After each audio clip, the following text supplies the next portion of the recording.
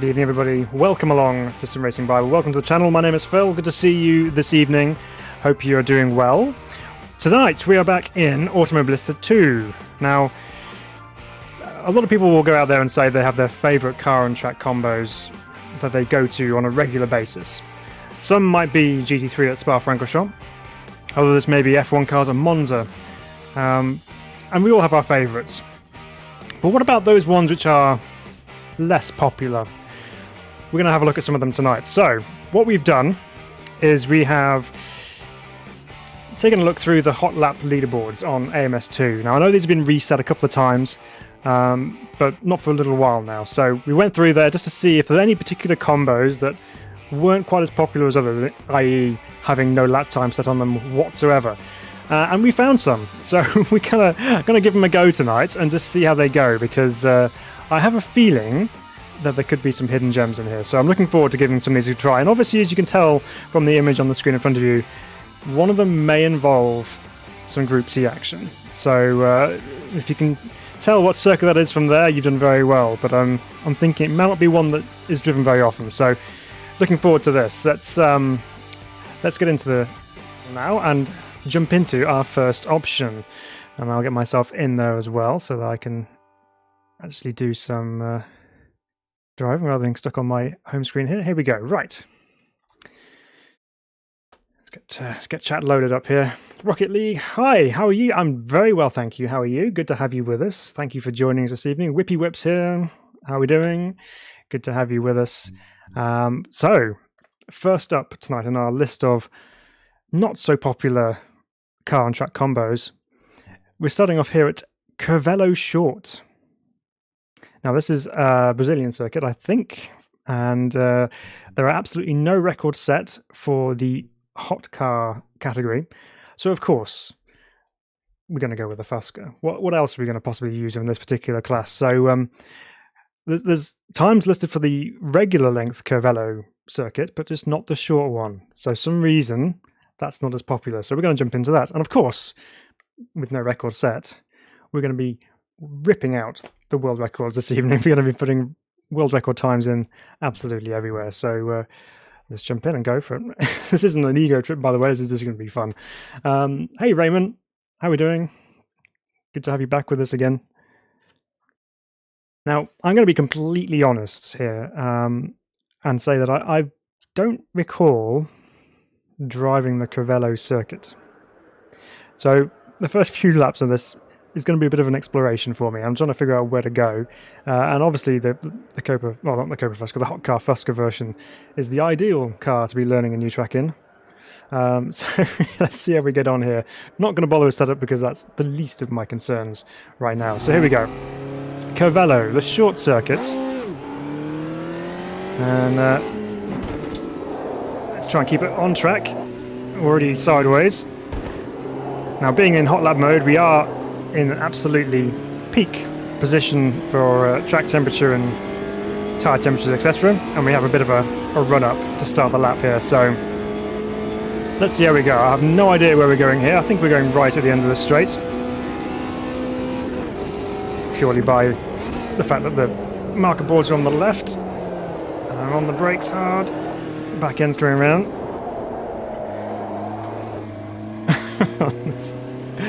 Oh, and now we go left. So that's where the short circuit must kick in, because that's not the usual layout.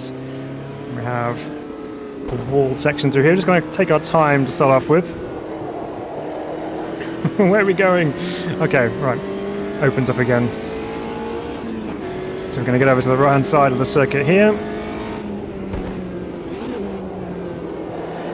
We'll pick up speed as we go. We'll do a few laps at each one just to give it a good testing.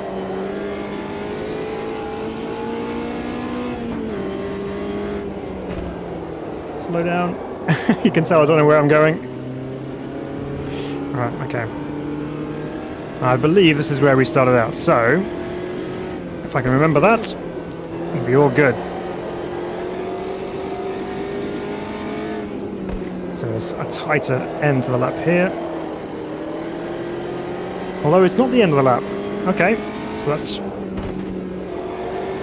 throwing that out the window. Okay, more to learn.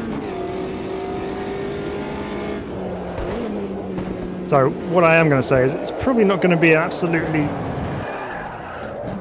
blistering pace because I don't know where I'm going. Right, let's turn this around again. Don't mind the bank, it's all good. Right. Here's the end of the lap. The Fusca strikes already on the first flying lap of this particular challenge. Let's see if we can prevent that from happening on the next run. Okay, down to turn 1 we go once again. Hard on the brakes, this time a little bit earlier, so we have a chance of getting around turn 1. Forgot that it tightens. It's another off track. Okay, let's reset that. Let's go again, because I know I'm still learning the track, but we should have at least a decent start at it. Okay. That's where we had our little moment. So I don't know why this particular circuit, in terms of popularity is concerned, is quite low down the rankings. It's yeah, I think if you got used to the circuit layout and actually knew where you were going, and was driving a car which wasn't as angry as this Fusca, it might be a reasonable circuit. Let's see if we can get into it and try and establish some sort of flow as we get through here. So that's a slower corner, and then we cut left and thread it through this walled section. Comes right round to the left here. Got a bit of extra runoff with the join in the circuit there, so okay, well, we're through there. Now it's just the rest of the lap to get right.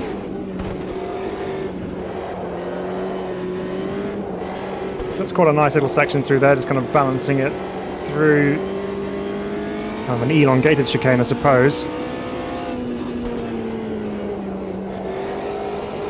And then another one, but going in the reverse, first direction, where you have the second part of it being tighter than the first.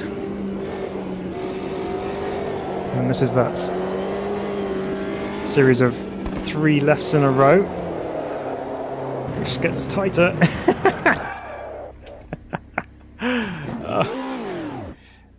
Probably not the car to have done this in, but never mind. We will get a lap time on the board. And what I was saying about world records, we actually got to, you know, complete a lap without going off track first. That's the first challenge this evening. Okay.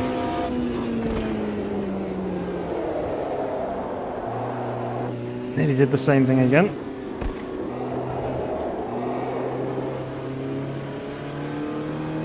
So maybe there's a reason why this isn't a particular combo that everyone goes to. We will break through that stigma, though. We will make sure that this leaves on good terms. Right. Again, hard on the brakes this time, a little bit earlier. Remember, it tightens up in the second part. And then cuts through. Get the late apex through here, that's better. And then remember, it doesn't fully open up until here. Double brakes just to make sure we're through there safe, and there we go. Right. Feel like we're making progress with the first half of the lap. It's just the rest.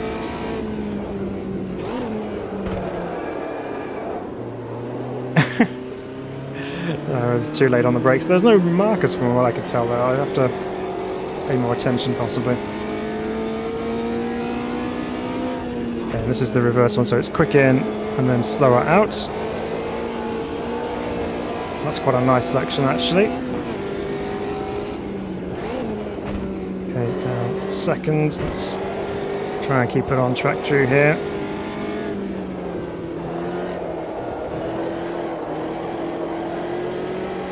Okay. Slightly better. Okay, that's much quicker than I took it that time.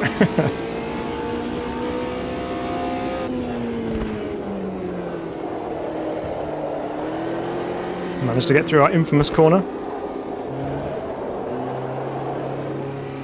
It's quite a difficult one. That you got to get the speed through there because you're onto the front straight here, so need to try and carry a bit more speed through there. But we have this time completed a lap without going off track, so thumbs up for that. So 1:43.1, absolutely setting the timing boards on fire with that lap. Right, slow it down. Let's try and improve on that, shall we? Now we're getting our eye in with the car. He says, as he's probably going to throw it off. It's not quite as forgiving as the Copa Fusca, this hot cars version. Requires a little bit more control. Yeah, there are marker boards there, I just completely missed them, so it's fine. Long corner of this one, just have to feed your way through there. And one of our favourites, through here, and chuck it into the right.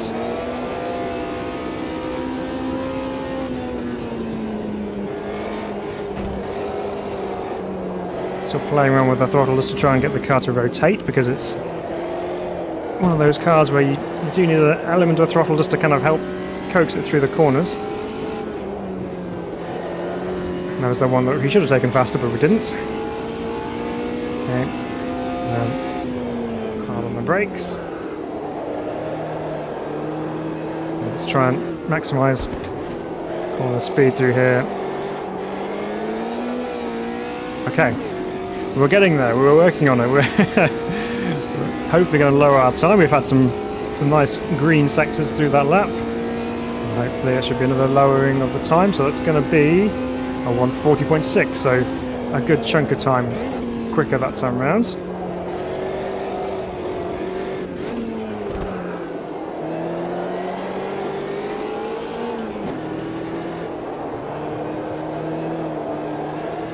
that's quite good when you get that line through there a bit more hooked up. It's quite a fun section, climbing the curbs all the way through there. There we go. Feel like it's coming together slightly now.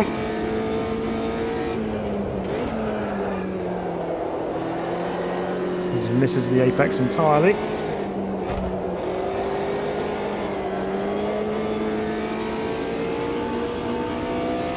It seems like a bit of a never-ending sequence of corners, this circuit. It's just about hung on to the curb.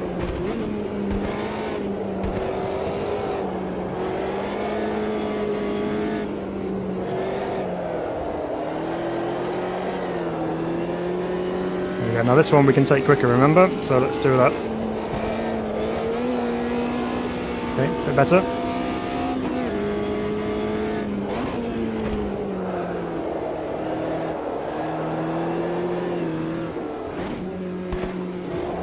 Too tight on entry. So we were down in the first sector, but we're quicker in sector 2. Let's see if we can carry that through to the final sector of the lap and improve on a 1:40.6, which is going to be a 1:39.2.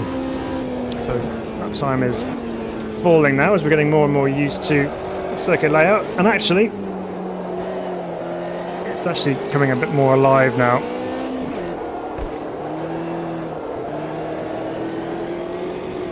So I think it's just one of those circuits which people don't really know about,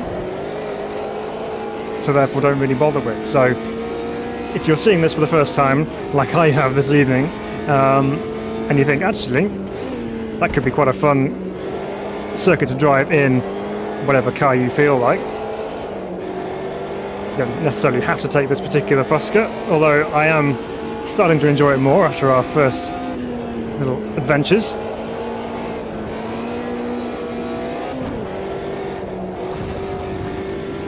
Then it's definitely worth a go. So obviously I'm sure people will jump on this now and then instantly usurp my time at the top of the leaderboard. Oop, there's grass. We were going quicker then as well. Nice. Thanks, Siri. I know it's not nice, but you know, that's what people do. Getting in on the act there. Right. So 1:39.2. As our quick lap in the Fusca. So Curvelo short, got some nice flowy corners to it. It's got some good combinations, especially the this kind of the longer corners going into the shorter corner chicanes. They're quite fun to drive. Some of the other tighter sections are quite fiddly in a car such as this, but nevertheless, quite a nice circuit to drive. So good one to discover already. So what's next on our list? Come through to our little list here. We've got a few different ones on our schedule for this evening to try out. So looking forward to giving this a go. And there we go. We have our first time on the board for the hot car category at Curvelo Short. So next up is what I would consider quite a popular car.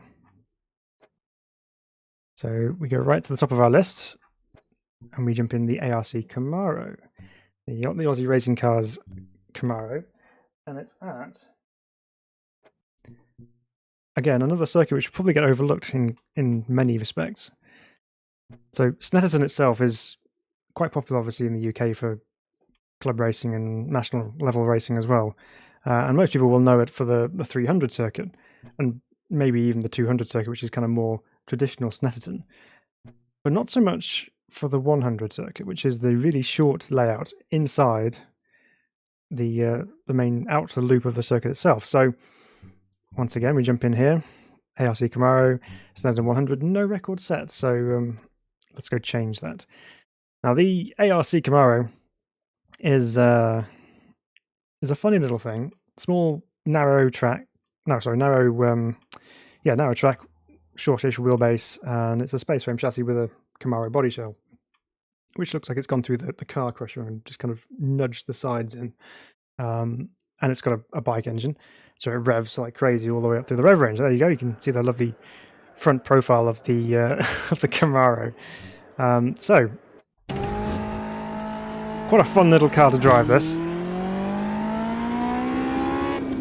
And a very short lap here at Snetterton 100 circuit. So I have driven this circuit in a different car, but I will admit it's a while ago. So down to, I don't know if that's, yeah, it's turn 1. It's a bit of a hairpin there. It's a very basic circuit, not much to it.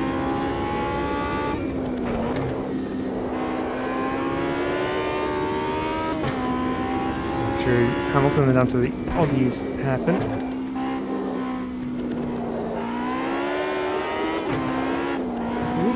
And then here we come back on ourselves.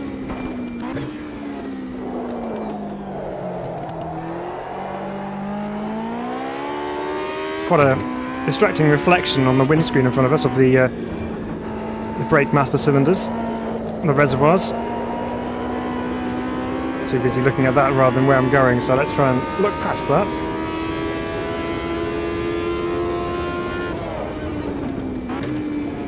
Obviously, being quite a short circuit, is not a huge amount of opportunity for the Camaro to stretch its legs.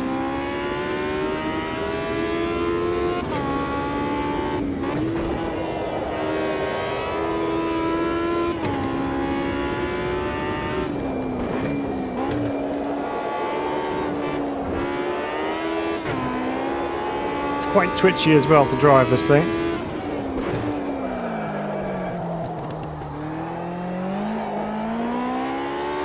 But so far so good, not giving me as much grief as the Fusca did.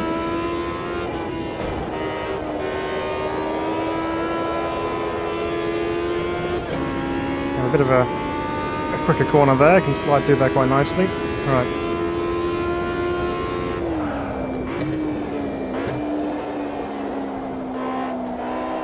Now, seeing as this is a shorter circuit, most likely used for things like track days or sprinting and things like that, it doesn't really have the infrastructure in terms of obviously proper pit lanes or start lines, etc.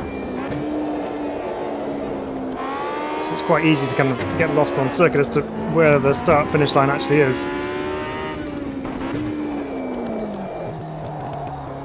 Too deep into the hairpin.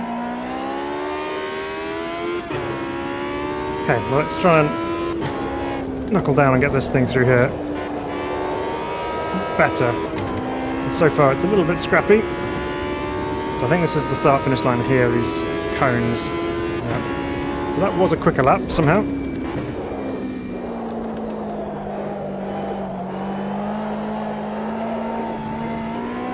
There we go. Right. Towards Hamilton corner again.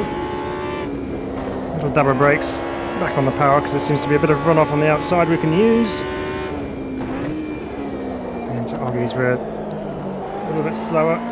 Use second gear so we're not spinning up too much on the exits.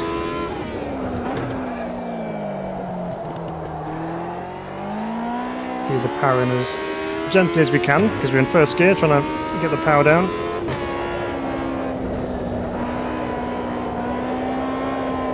Oh no, that's too quick. We saved it just about.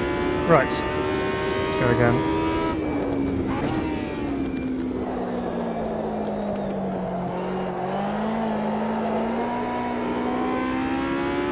So small car, small circuit, usually works quite well. And there's lots of left-hand corners around here, so you get plenty of opportunity to practice turning left.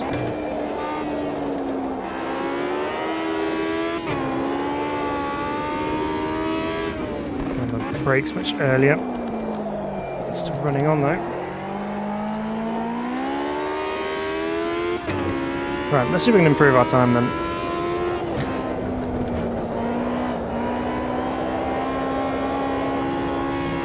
To run all the way over to the AstroTurf on the exit there. Okay, this time we have a proper run in the first corner rather than having a slower run as we did last time round. It's not first gear.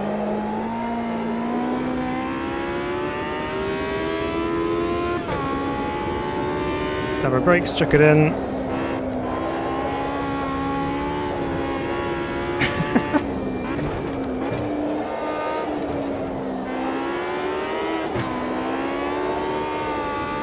A mad little thing, this. Yeah, I found the apex this time.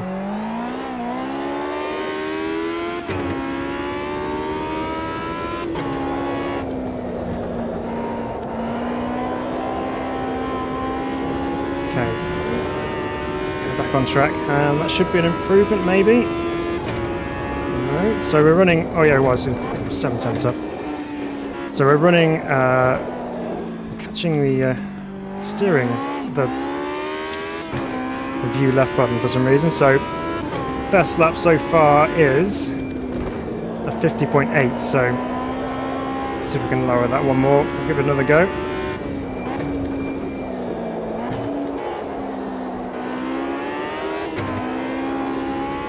So why might this be a less popular option for some people? Well, for some, it's not a very inspiring layout because it's quite basic and it's reasonably flat as well, so you haven't even got gradients to take into account. But with the right car, can you have some fun driving around here? Yeah, absolutely.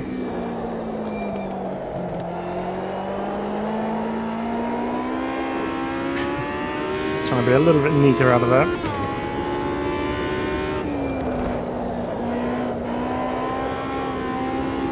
So a 10th up there.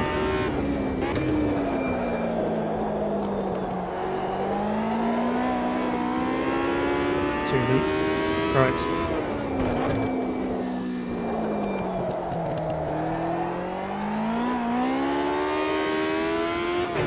Okay, one more corner to do.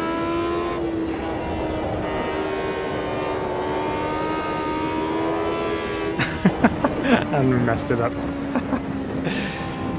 Okay, well, we're on a 50.8. It says my potential's a 50.2.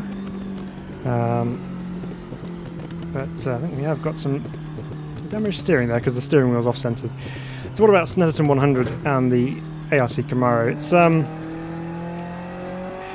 okay. It's quite obvious to see why this might not be as popular as some of the layouts out there. But we've got to try these things and figure out what they're like. I mean, it's a couple of these corners are quite fun to try and slide this car through, but it is very much a stop-start, so that kind of circuit. You don't really kind of get into much of a rhythm with it. But nevertheless, it's a car combination which is available to us, and it's good to give it a try, even if it is just the once. So there we go. That's two of our layout options. So next one, as we come back to the menu, and once again we have ourselves a a hot lap on the board. So okay, next cars, we're going to be in the Copa Classic category, so we can choose from all sorts of here because it doesn't really matter. We have the Chevette or the Uno or the Gol or the Passat or the Puma GTE, which I might give a try actually. So we're going to run the Puma, and the circuit, we're going back to Brazil again. So we have two versions of Velopark. We have the later version, 2017, which has this chicane and then extra section at the start of the lap. Then there's the old version, which is 2010, which comes straight down the first start-finish straight into a double left-hander under the bridge. So the 2010 version has no record set. Personally, for me, I do prefer the 2017 version because that first chicane is really fun to just throw a car through, and it opens it up as a nice run under the bridge into this next section here. The 2010 version is a little bit more abrupt in its manner. So you come down to the first corner and you are hard on the brakes into quite a tight corner. So let's see what it's like to drive with the Puma. The Copa Classic series are actually quite nice cars to drive. We don't get used maybe as much as some of the other categories in AMS2, but they are fun to drive, and there's a good mixture of cars in the class as well. So here we go. We're going to start off at the end of the lap here, so just the final hairpin, and away we go down the big long straight. And usually it would be lining itself up on this side of the circuit, but we actually want to be over here for this particular layout. Got the crown in the road there. You felt the car go over that crown, and then the camera's taking us off to the right. So here we go. We have our marker board. It's going to break about 100 board. And then run it out wide, cut it back into the wall on the inside there. Be as brave as you dare. And then we have this sweeping chicane-ish section here. Carry plenty of speed through here. Go over the curve on the outside. Then we come down the back straight, I suppose you could call it, heading down to the chicane complex at the end down here. Again, probably was brake just before the 100, down to second, turned in for the first bit. There's all the curve on the inside, and then we're ready back to the end of the lap. And here we go.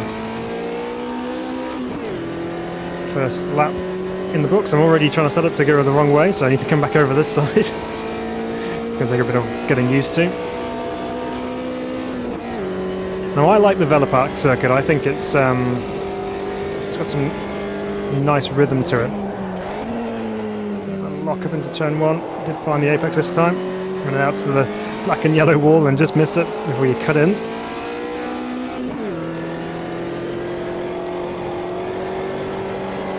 To the right hand side before flicking it back over to the left.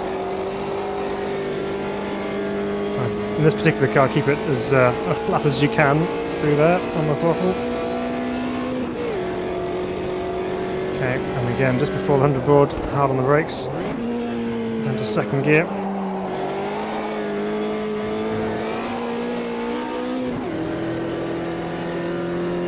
But good circuit to drive in all sorts of different machinery.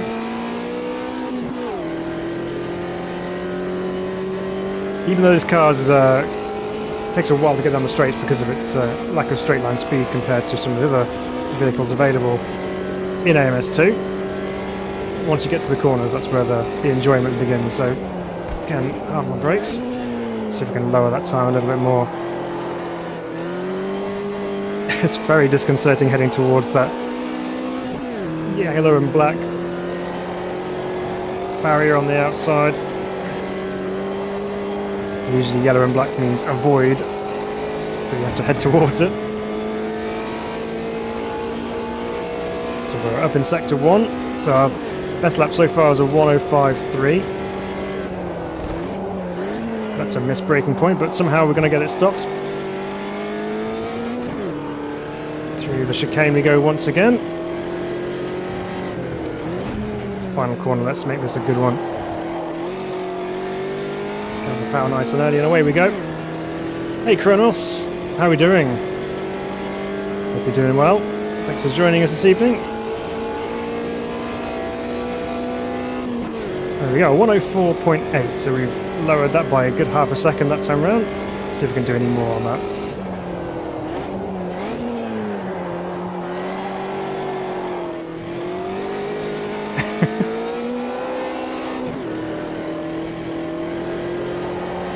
Come on, little Puma. Oh, we're a tenth and a half up already. Try not to use too much steering angle through those fast sweepers to try and avoid scrubbing off speed if we can.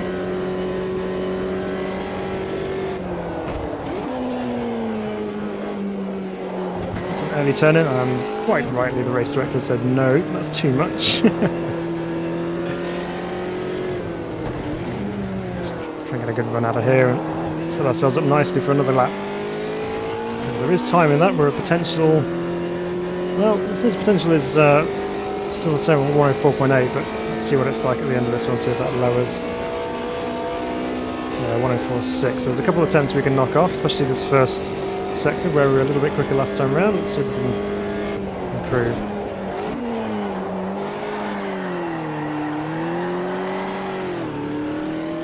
Obviously that is not the improvement we were looking for.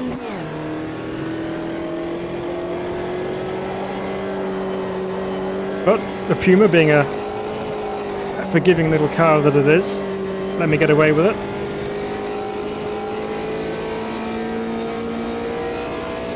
Some nice warm tyres though. Okay. We can't turn in too early on that particular curb.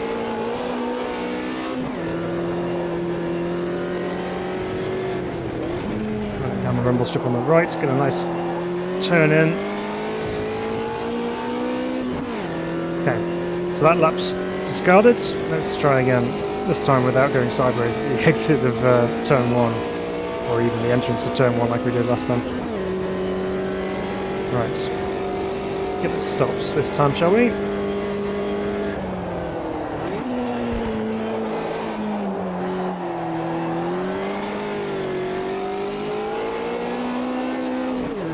Like I was on a tarmac rally going through there, but we are 0.23 up.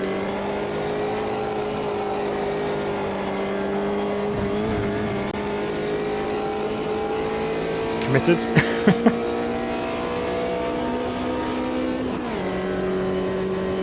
No. Don't cut the inside this time.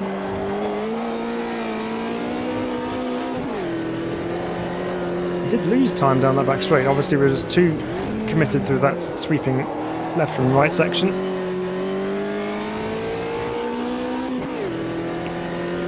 But this feels like a good combo. I know it's slow down the straights and things, but it's actually quite a fun circuit to drive in this particular car. And there we go, that is an improvement. A 1:04 is...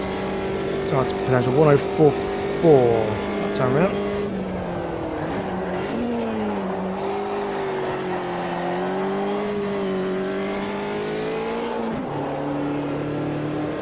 Rebs died, went too early to third, but so we can pick up some time with a better run onto the straight. Maybe. We'll see what it's like at the end of the straight.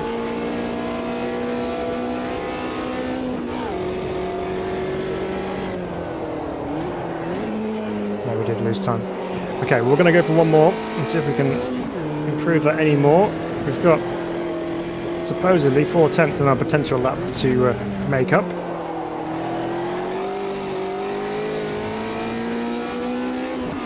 Here we go again. I'm settled in for another lap. What are you guys reckoning of these particular circuit layouts, which are potentially forgotten. Here we go, underboard.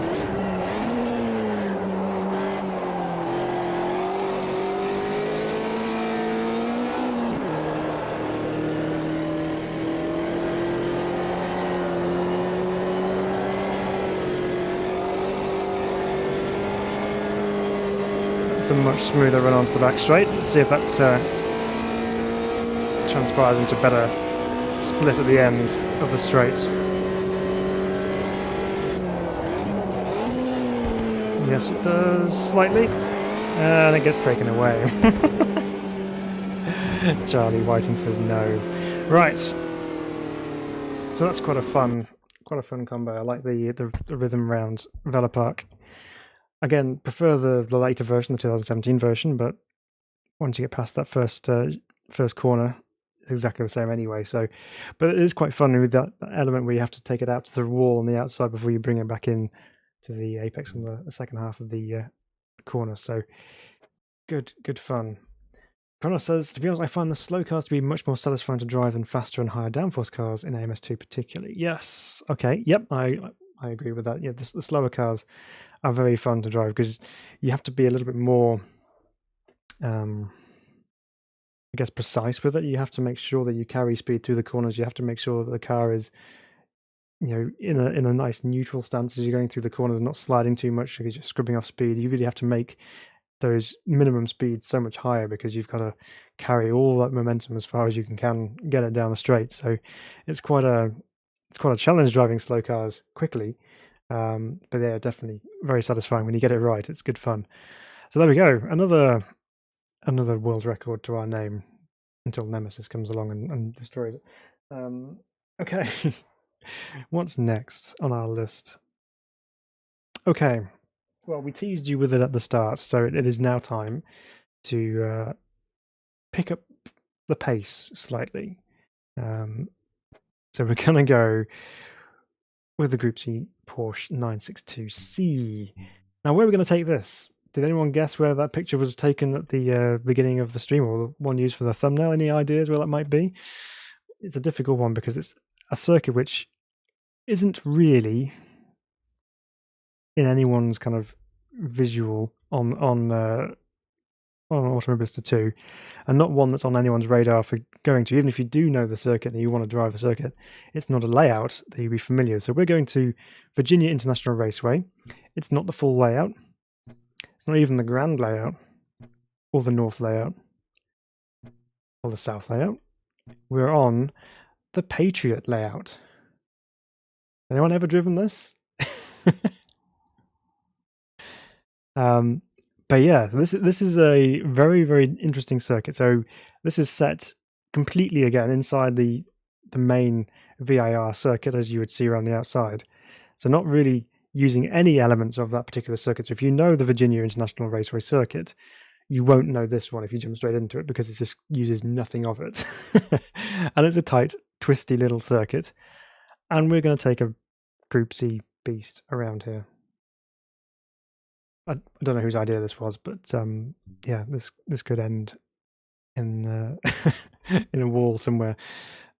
Raymond says, short courses and low-powered cars, maybe not everyone's cup of tea, but fun so far. That's good. I'm glad you're liking it so far. Yeah, but the low-powered cars is definitely ending now. So here we go. Load in with this one. Just a cool 723 brake horsepower on tap.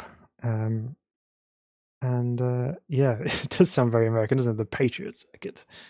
Yes. Yeah. Well, when you run out of names for they've got the Grand Prix, the Grande, North and South, what else are you going to call the interior circuit? It's the Patriot circuit. Very pretty. Lots of dandelions lining the outside. Okay. So I did have, obviously, to drive the circuit and then get the thumbnail, I did do a couple of laps just to kind of figure out where I'm going. But having driven some of the other circuits, I've now got to relearn it all over again. So this is a really intricate little circuit, and one that almost certainly would never have driven So we're just going to take it nice and easy around here just to show you the extent of the corners and how quickly they come up at you, especially in this thing. On the brakes again because we have another corner coming up. We drop off the edge of the earth and then plunge downhill to another series of S-bends, and then we can pick up the pace, albeit very briefly because we have to get back off the throttle to thread through the next weaving ribbon of tarmac, and then we can get back on the power as we go up the hill. It's so easy to think you're going right there, but you're not.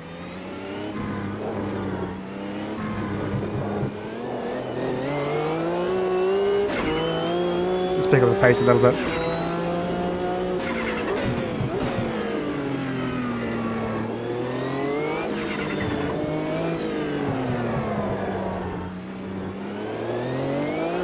Ooh, there's the boost. Oops, too early with the cut.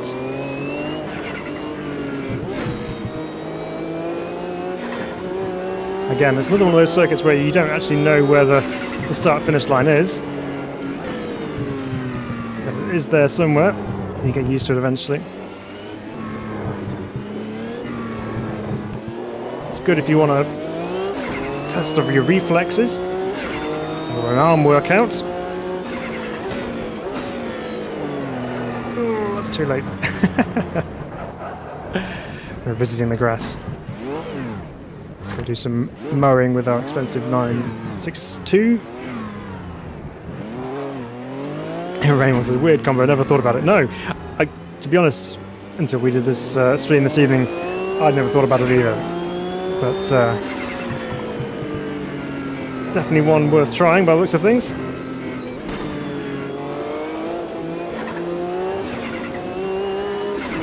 Okay, up the hill again. Can't get too carried away with this thing because you have to scrub the speed off somewhere. Go back on without taking the cones with us. Right. Very limited places where you really can get the power down before getting right back on the brakes again.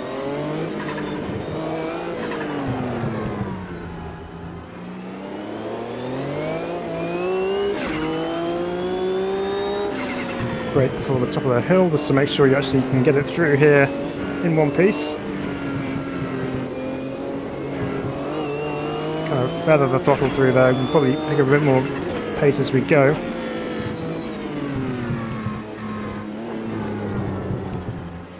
Very tight and twisty through here, just have to be patient and wait, and then you can unleash it. Poor 962 is just like, let me go!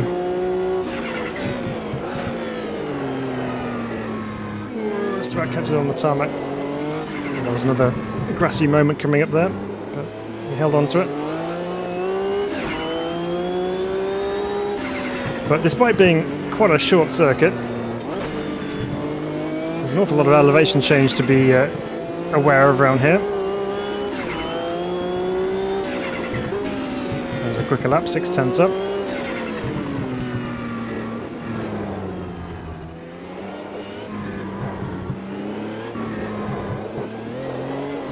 What a good handling course as well, actually, because you have lots of different variations of corners, some slow, some fast ones, off-cambered ones, downhill, uphill.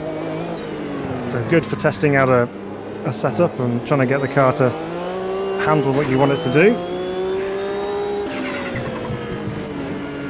We have to kind of send it in blind over that crest. There we go, a big improvement that time, a second up. Really, everything comes at you so quickly.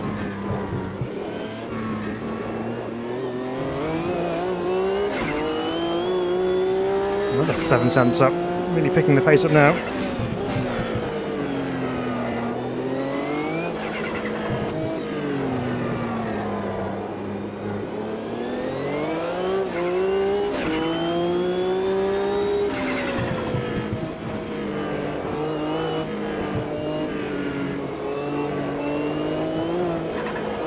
1.4 seconds up.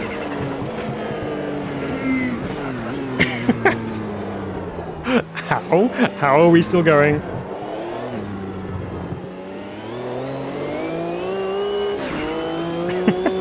And we're only marginally down as well. It's insane. And now we're off. Okay, hang on. Let's take a breath a second. You do hold your breath around here because you've got to be so focused with what's coming up. But it is actually quite an epic combo. You wouldn't have thought it because it's not really a circuit that's geared for this particular car. However, it's actually quite an addictive thing. You actually want to go again.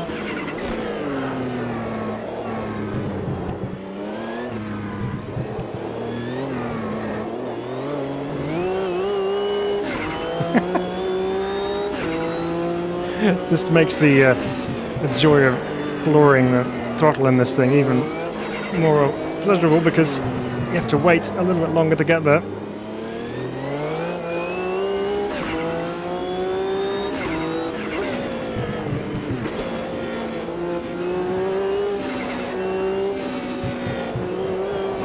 Need to run it wider out of there.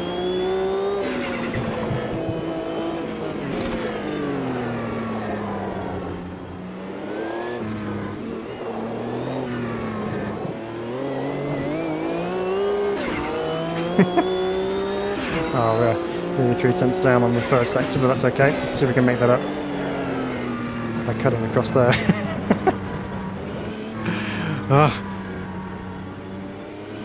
Finding time in the early stages is quite easy. Finding time later on is much harder. And then run out to the left, out to the right. That's a bit better of a line.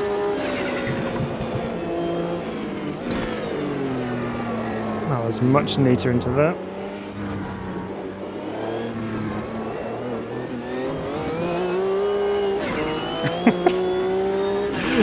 Busy trying to fight curbs and power.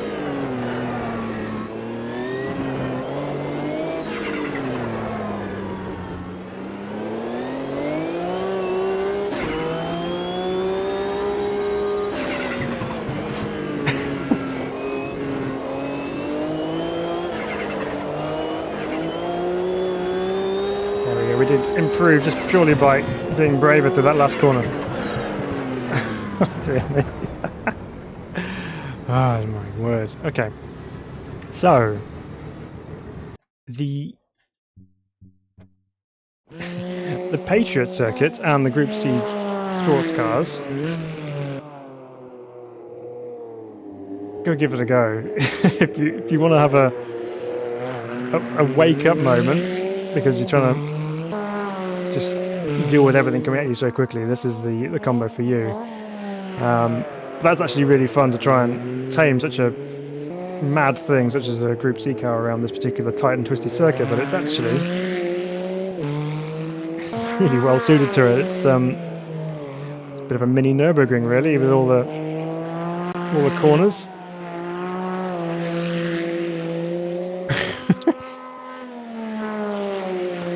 Sounds amazing as well as we run off track. So there we go. Love it. Group C cars at Virginia International Raceway Patriot layout. Go give that a try.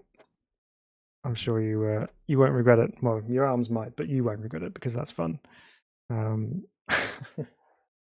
That's awesome. Okay. Staying with the slightly quicker theme of cars this evening. Next one up is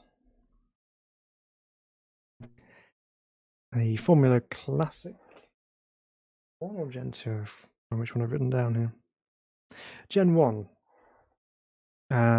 This is going to be a choice between either a generic Model 1 or Model 2. You know, I quite like the shorter wheelbase of the Model 2, so I'm going to run with that one. Now, the circuit for this one, Funny enough, no one's taken that round the Patriot circuit either, so we might have to do a cheeky go of that later. So the circuit for this one is Taruma.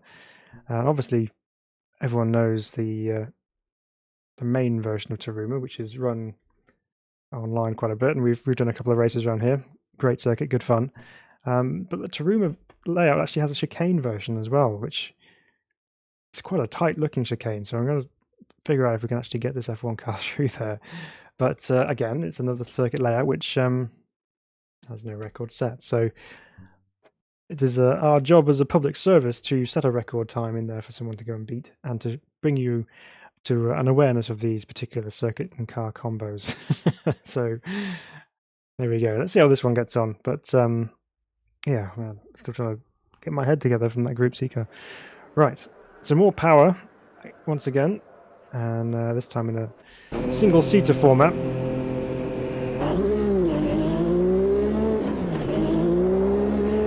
V6 engine underneath. Let's see how we go with this. So once again, this is going to be a case of most of the circuit layout we know and familiar with, so we can push on there. But it's a little bit after this fast left. Where do we brake and how tight is it? So here it is. Got some tyre stacks in front of us. Oh, it's not that tight, really. But in the grand scheme of things, as far as Taruma's layout is concerned, that's tight. Right. We can crack on now because we know where we're going.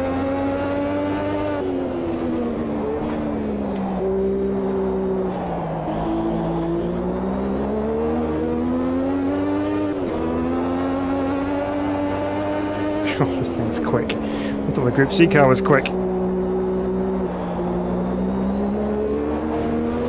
Right.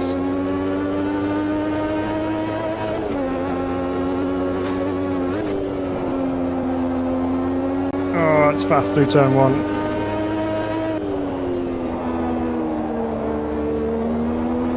And then hard on the brakes.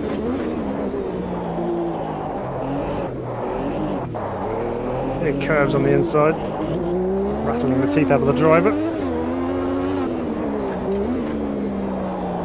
To the hairpin we go. Being very careful with the throttle because we got quite a bit of understeer, but I don't want to put too much throttle down because I know this thing is quite capable of going sideways on me.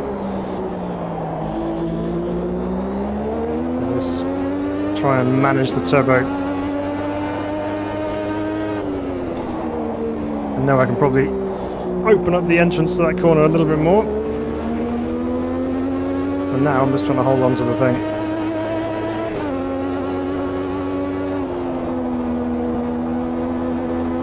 Oh dear.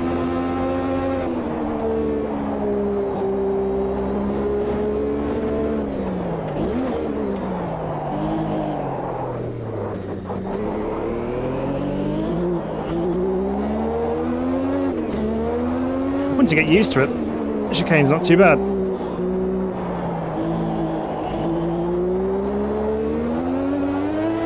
It's a very different Taruma with that chicane in though. Nowhere near as flowy. Oh dear, big snap of oversteer as we got on the brakes there.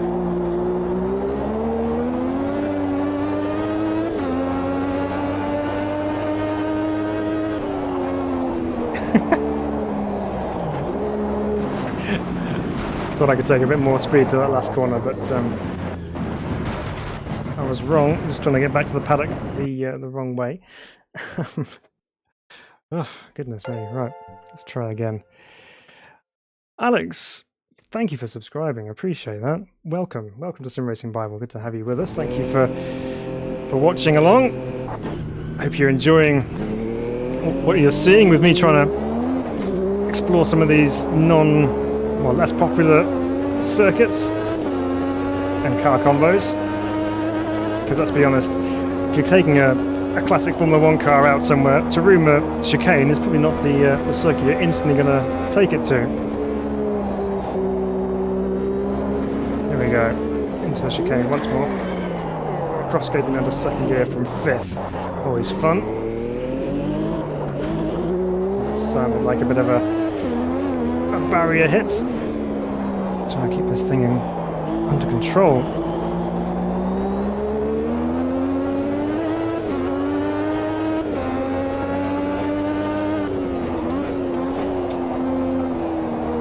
I do love that section. He's kind of going to slow down while trying to turn.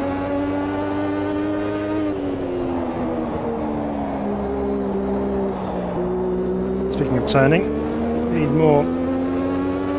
Whippy Whip says this car is bonkers. It certainly is.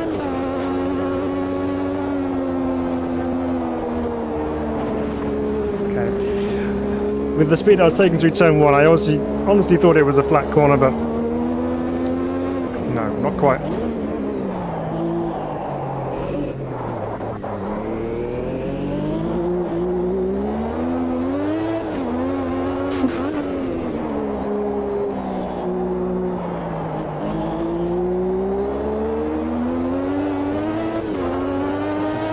Certainly a good warm-up.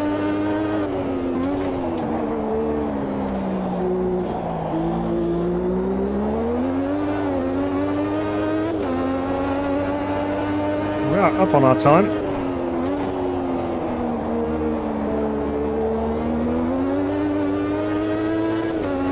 Okay, so there's a little bit of a lift as we go into turn 1, so here we go.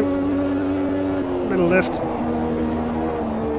And back on the power. That was a quicker lap, so that was a 56.6.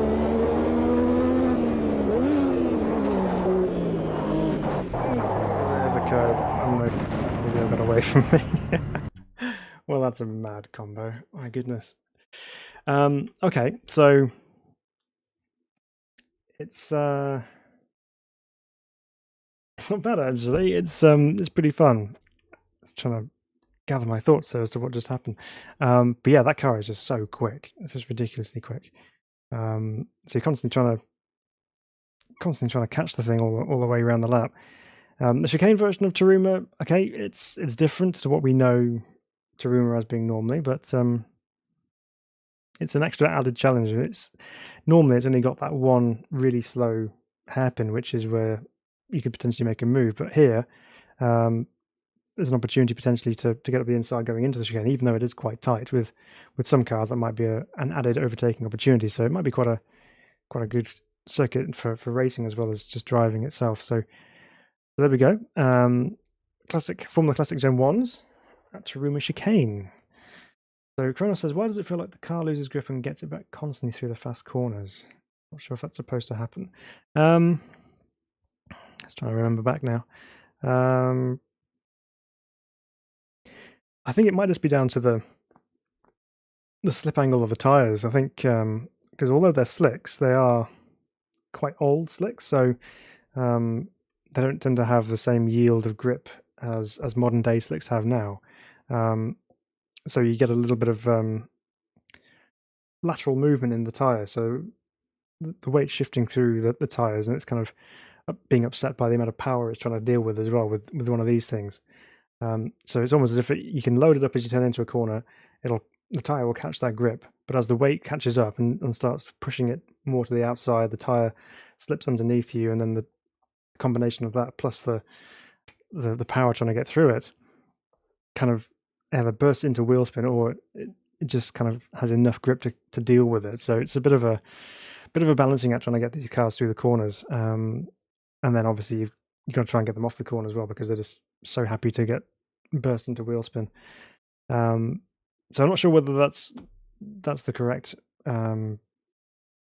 response to that. I mean, that's what I'm imagining is what's going on, because that's kind of the era that we're talking about here, and the way that the tyres work, because they're quite tall sidewalls on these tyres as well, so they're not quite as stiff as they would be with sidewalls on tyres in the modern era. So a challenge nonetheless. So next up, what have we got? Okay, so this one, in its own right, maybe not such a unknown combo, if you look at it in their individual elements anyway. So we're going to be in the old stock cars, which are fun, and people know about these old stock cars being fun. but for some reason, there are no old stock car record times set around Cadwell Park. Partly because stock cars and Cadwell Park aren't really known to each other very much, so we're going to try it out and see how it goes. So the old stocks, I believe, are these the softer ones of the two? Because you have the 1979 stock cars, and I can't remember which ones were the ones with more body roll. I think these are the ones with more body roll. Again, it's a fairly slowish car, but Cadwell Park's a circa 2.5, so it will come into its own. Oh, some birds flying over, look, that's nice. Right, let's see how we get on with the old stock here at Cadwell Park.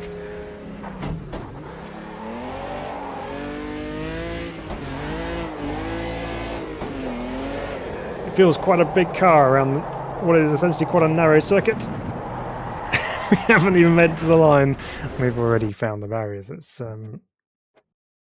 rewind that a little bit. Let's try that again. So this is Cadwell Park with the old stock cars.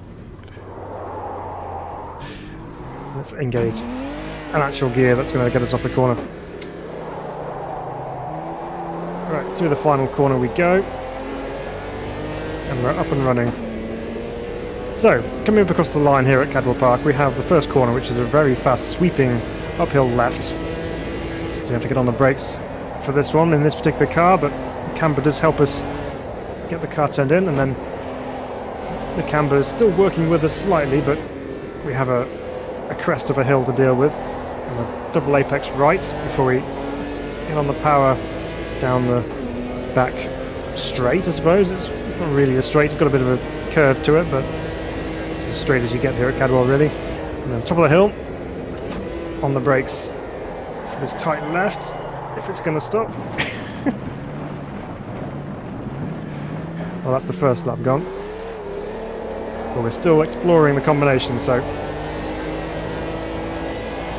through here, it's just almost one constant drift, and then we come to one of my favourite parts of the whole circuit, this chicane, because you get it into the right and then you just flick it into the left, and then hard downhill braking into the gooseneck. Hard to get it stopped in there sometimes if you carried so much speed through the chicane. So that's the more open side of Cadwell Park taken care of. Now things get a little bit more claustrophobic. At least they would, if we can keep it on the track. It's a slippery thing, this old stock. So anyway, welcome, this is the mountain. We are now finally over it. Then we come into the S's section, which is just a real slalom through the trees. Seeing how many floppy markers we can take out. And then down to the hairpin.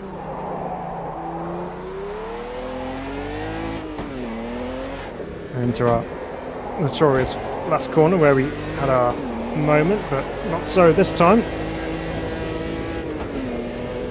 So we have five gears to play with in the old stock.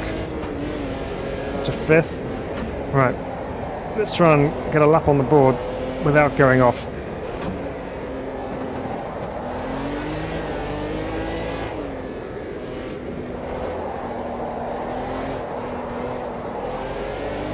Just playing with the throttle a little bit to try and get it through there. A bit of a stutter, but we're still running. DCR works, welcome. Great to see some exploration. Yes, we're all about exploration here on this channel. That's what we do best. This time, get it slowed down. Use the floppy markers from additional braking. Oop. What we said about one long drift around there. Right, let's float it through the chicane. And then flick left, use the weight. There we go. Again, backing it into the gooseneck and using the throttle to help get us through the corner. Right, this time need to be on the brakes earlier so we don't run off track.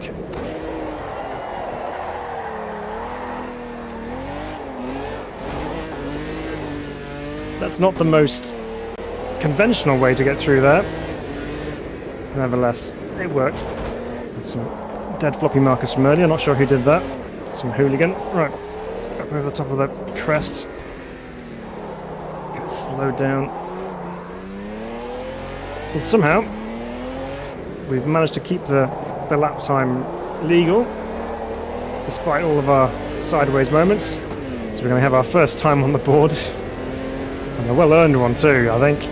So it's a 1:48.999 for emergencies only. So here we go, into first corner. Let's see if we can improve on that lap this time around. Now we know where the danger points are, we can be ready for that when it happens.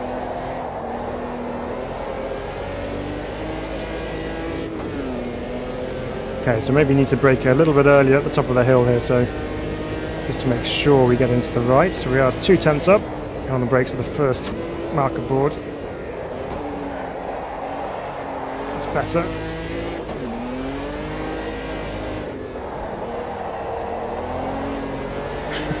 Honestly thought we were going off then for a second, but we're still going.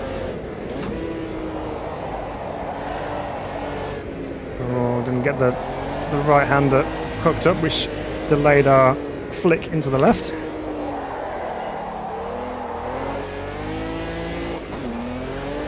Six cylinder screaming away at me. 6/10 up on this one. Right, this time let's take it a little bit smoother into here if we can.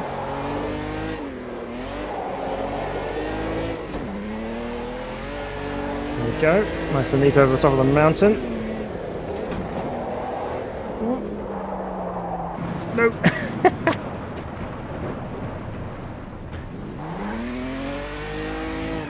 We just had a bit of a cut through that. Very slippery on the grass, but this car is slippery everywhere, so it doesn't make too much difference. Just take out some of the advertising boardings. Right, back on the black stuff. Let's go again. Luckily we're at the end of the lap, so not too long to wait until we get another try.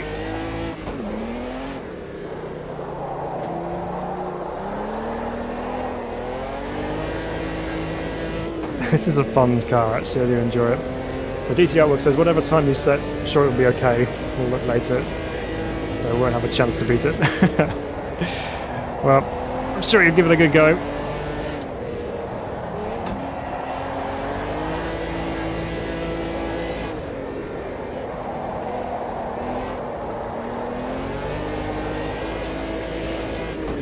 Yeah, this bonker. Yeah, track is bonkers, especially on bikes. Yes. The superbike's taking off over the top of the mountain, and cars take off up there as well. It's a mad circuit, but very, very fun. Right, let's try and get the right hander hooked up for our chicane this time around. Give ourselves a chance of getting into the left. Too much of a flick. Oh, we thought we'd saved it too. Sorry, we'll just back up into the gooseneck and pull away like nothing happened. Just doing a circuit inspection, that's all.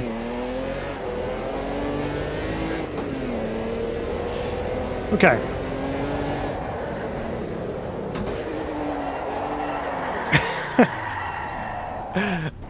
Oh, okay, let's reset. Let's go again.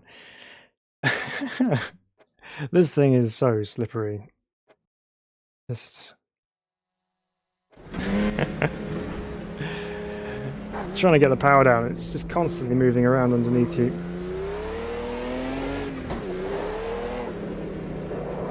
Let's try and see if we can do it as gently as we can to try and keep the car moving in the right direction.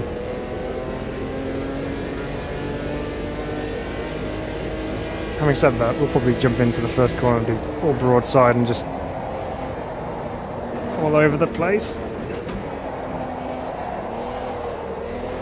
We just can't help ourselves, really.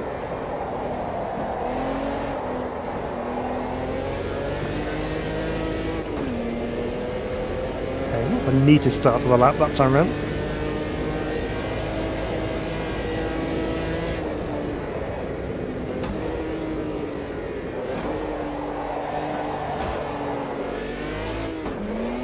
Definitely when you shift down to one of the lower gears, the rear axle gets a little bit upset and tries to come around on you.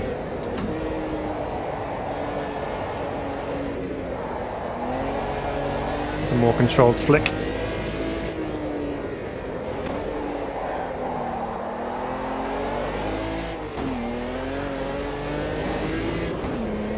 Lots of wheel waving, but the car doesn't look like it's doing an awful lot. But really it is.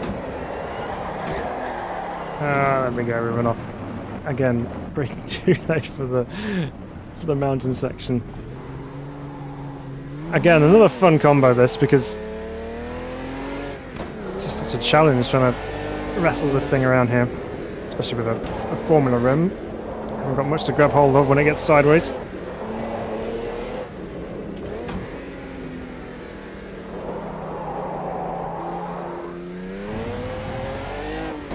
Okay, we'll go for one more and see if we can get ourselves a quicker lap time on the board.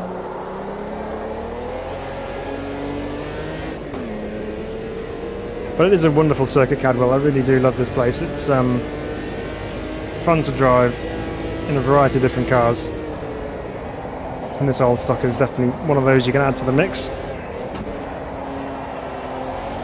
Just because it's great for practicing your weight transfer and car control.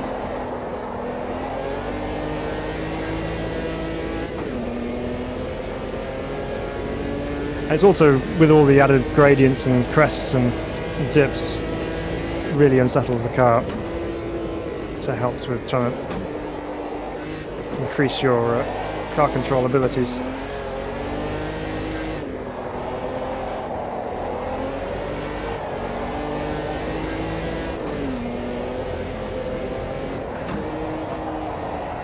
Oh, backing it into the first part. Hesitate on the throttle just ever so slightly on the second part of the chicane, just to make sure we weren't going to over rotate through that. Now looking good, so let's brake earlier this time.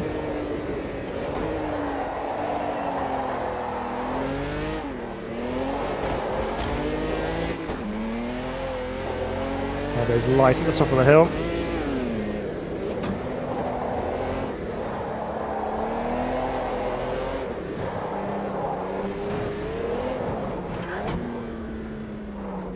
Somehow managed to get away with that, even though we were on the grass.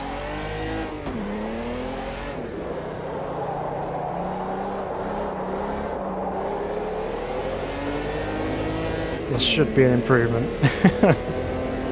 Felt like a bit of a wild ride, but it is an improvement. It's a 47.5. Previous was a 48.9, so knocked a good amount of time off of that. But there's definitely more to play with there. My potential is 47.0, so there's a half a second to find somewhere around there. Partly from just trying to keep this thing under control would be the first port of call for finding that time. But again, so it's not a popular combo. It's not something that everyone gravitates towards, being rather unique. And these cars are absolutely a handful. So yeah, maybe not the most popular combo, but still very fun. Might be a little bit chaotic with other cars on track, but if you're on your own and you fancy a bit of a thrash, that's a good option. Okay, what else we got? Right. So next one's it's a bit of a Marmite car, I suppose. Another world record. Look at this, we're just smashing them out tonight. So a bit of a Marmite car. People either love this car or hate this car, but only in AMS2. Most people really want to like this car because it's a very likable car, to be honest. And it's the Super V8. Now, most people love a good V8 supercar, right? But there's a few people aren't particularly keen with how this car drives in AMS2. But we're going to give it a rip now and see how it goes. We're not at Cadwell because it's far too popular of a combination. So we're going to go take this car to, just begin with a C, Campo Grande, where there's no record set. Campo Grande, again in Brazil, another circuit which I've not really driven, mostly because I've always struggled to find a bit of a rhythm around here, so the easiest way to do this is jump in with a V8 supercar. We are making it hard for ourselves tonight. But yeah, so Campo Grande in a Super V8. Let's see how this goes. No, I love V8 supercars. I think they're fabulous things. Again, it's got very much potential to go sideways quite a lot. So we'll see how that goes around here. But again, we're going to have to learn the circuit. So we're going to take it nice and easy to start off with. Okay, so this is obviously the end of the lap, coming up to the start-finish straight here. V8 sounds fantastic in this car. So we're going to be going right at the end, so we're going to have the brakes nice and early. So it's a tight hairpin right. There's the rear end trying to come round. Hiccup. So what's this then? This is a double left. Just tighten up ever so slightly. Now where are we going? Be on the right hand side because we're going left by the looks of things.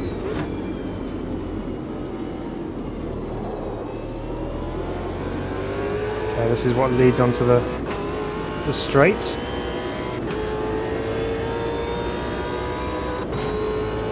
Now we're going to be going left at the end here again. So we're going to get on the brakes nice and early at the 200 board. What's this? This is a big long left-hander. Very long indeed, in fact.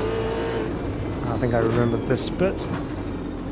Coming into a tight left, followed by another hairpin right.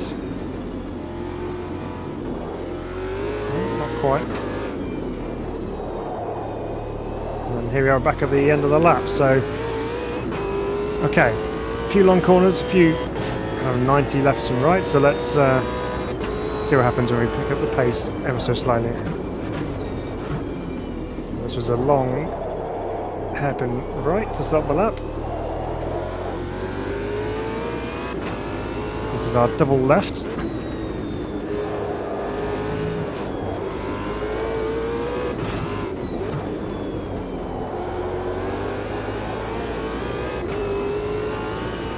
Obviously we're up on our quick lap already because we were just pootling around.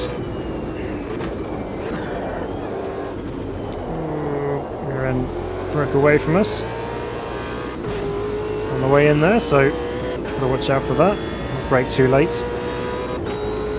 Okay, first section done. This is the big, long left-hander.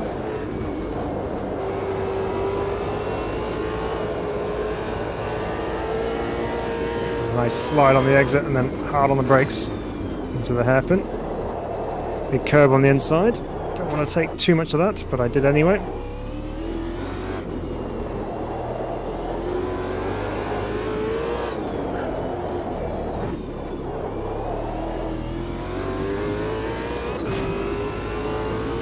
Okay, so whippy whip's coming in. AMS2 seems to have endless front wheel grip, which just spins the rear end out.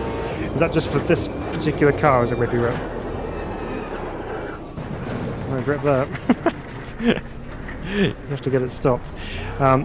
So you reckon, yes, it's got endless front wheel grip, spins the rear end out, so watch out for that.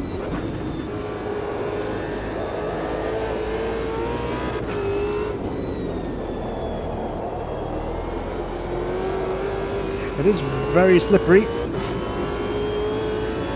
but then you do have to be quite gentle with the throttle in a V8 supercar in real life anyway. But yeah, it does go sideways, even with very little throttle on there as well. Okay, just need to be super careful with that. Seems a general trait to you. Okay.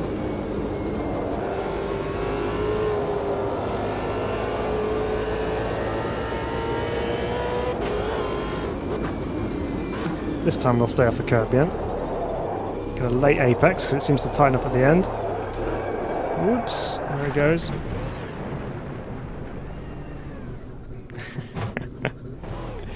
Okay, let's try and keep this car on track, shall we?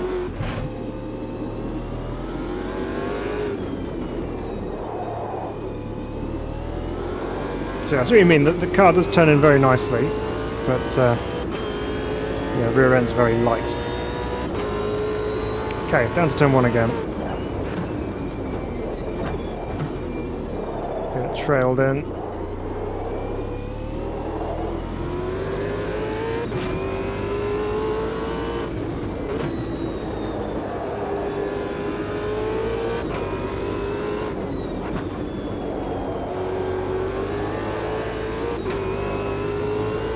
Okay, not too bad so far, nice and steady.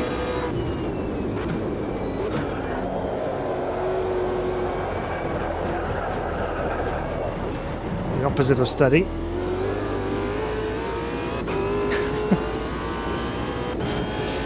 Lap's still legal, let's go.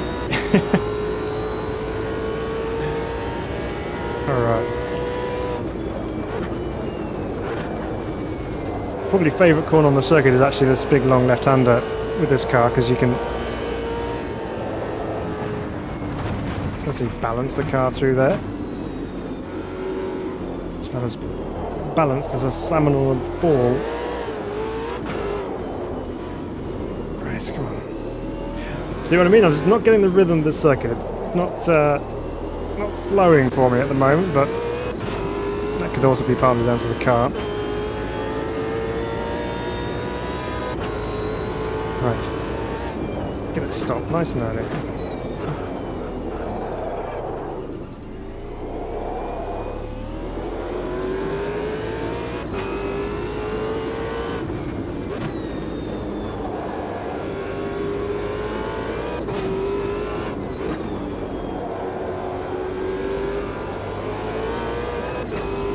So I think once the car gets sideways, it is, in some cases, easier to hold than others, but once it gets to a certain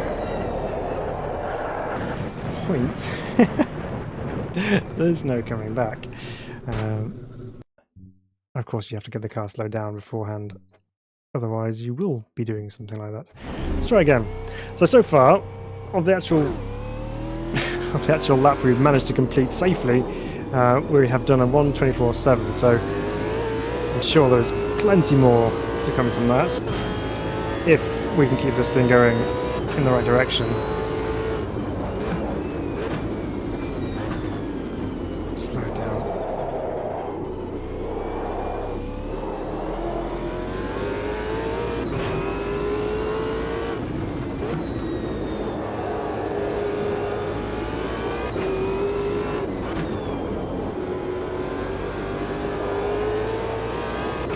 So yeah, through there you can actually balance the car on the exit. It was quite nice because you can kind of just play with the steering slightly, a bit of the throttle as well, and just balance the car all the way through the corner. So that was nice through there as well. But yeah, sometimes it just gets a little bit too far gone and it's hard to recover from.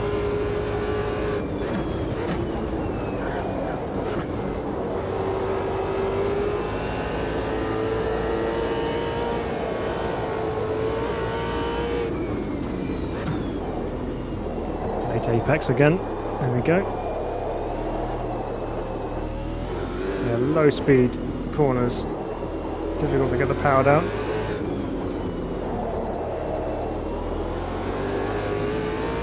It's better. Getting a bit more used to it now, so that should be a good improvement in time. It is a 1:23.7.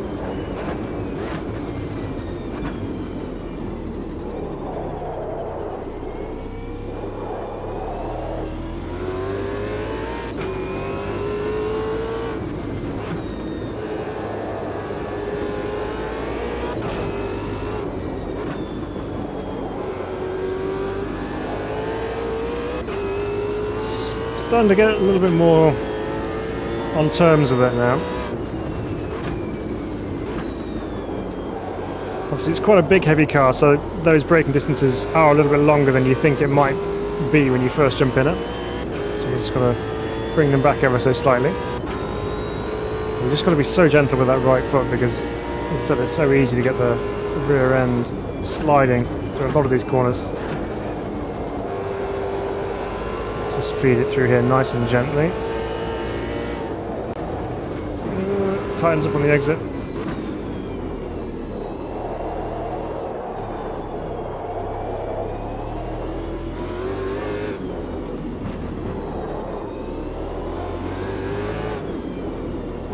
Point and squirt section of the lap, and then unleash it out of the last corner.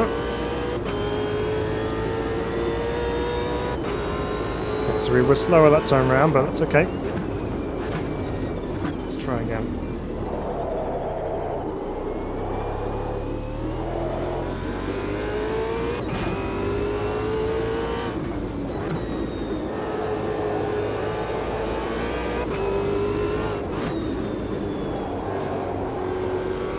Opens up on the exit of that particular corner. You think it's actually tighter than it is, but it does open up.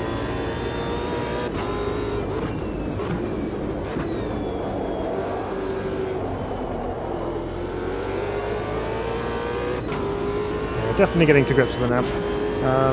So DCR Works says yes, grip in some cars, Formula Vintage not so much. Yeah, there's not so much grip in those.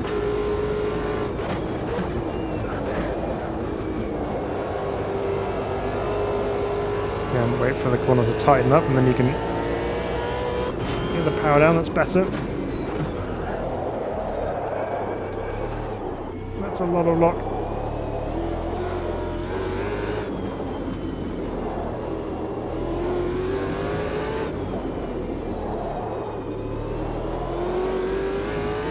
Saved it. So DCR Works says front grip is being looked into, I think, as well as brake lockups. Okay. No chance for a brake lockup there. Well, we did go quicker marginally, and we did a 1:23.5 that time round. So we kind of got used to it towards the end. I got the car working better, and I mean the circuit layout itself. Okay, I could probably, with a bit more time, get used to it a bit more. Again, it's still not going to be my go-to circuit. I'm not going to jump into AMS2 and go, I really want to drive Campo Grande.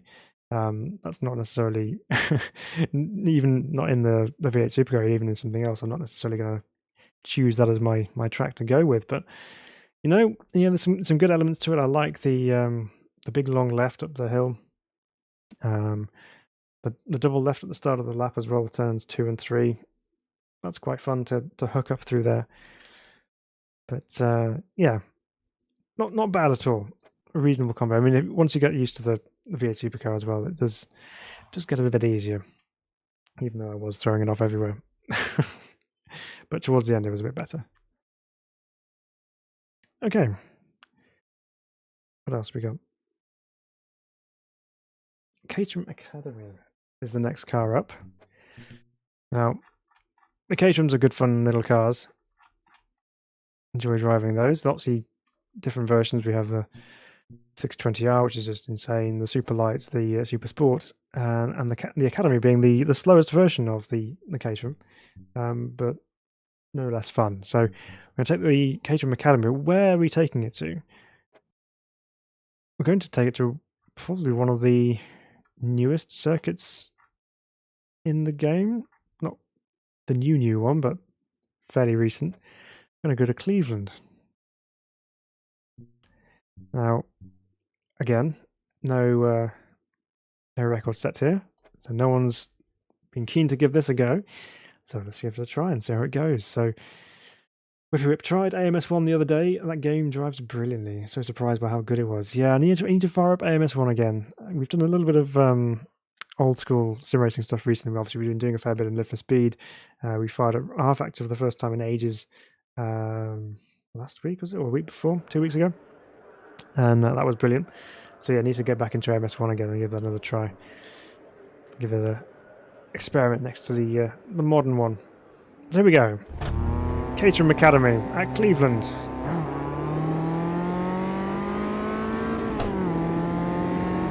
Let's see how this drives. So the Cleveland circuit on first inspection was one which was quite easy to get lost at if you didn't know where you were going. But the little Caterham does get very lost in the big runways, and now we know where we're going.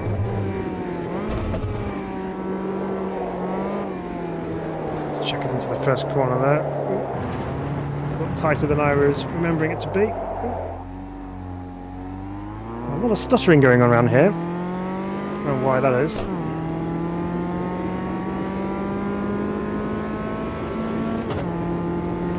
So once again, big wide runway, trying to pick out where we are.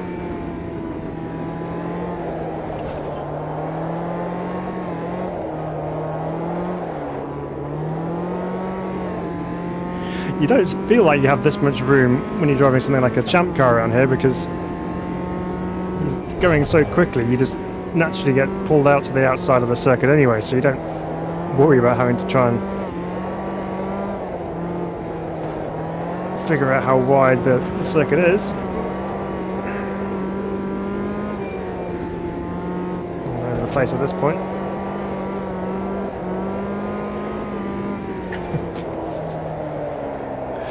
And there's the wall. Hang on, we broke it. That's very stuttery. I don't know why that's so stuttery. I have to come back to that one.